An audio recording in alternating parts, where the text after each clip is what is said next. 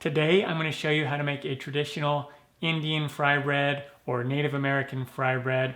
So first I have 2 cups of all-purpose flour here, 1 tablespoon of baking powder, and 1/2 teaspoon of salt. And we'll whisk this all together. Not all at once, this is about a cup of water, and we are going to mix this together until we get a dough. And we want to knead this dough. This is still a little bit too dry, so I'm just going to add a little bit more water, just shy of a cup of water. And so it should be slightly sticky, just slightly sticky. And we're going to just knead this dough until it gets nice and smooth, so 3 to 4 minutes. And I'm just going to pat it down and kind of shape it into a nice thick disc. Just cover that dough, and then I'm going to let the dough rest for about 30 minutes. And now let's divide the dough, and then you can do this whatever size that you want.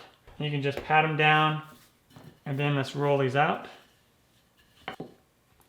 About like that. I'm going to take this one, put it in 350 Fahrenheit, 176 Celsius, and we're going to fry it on both sides for a couple minutes until nice and golden brown. Now you can make a Navajo Taco, which is fry bread, and then on top of it, you put all your favorite taco seasonings. A classic sweet way is just to get some honey, a little bit of honey, drizzle on some honey, and then come in here with some powdered sugar. Oh yeah. Take care. Time for me to dive into this. Oh yeah.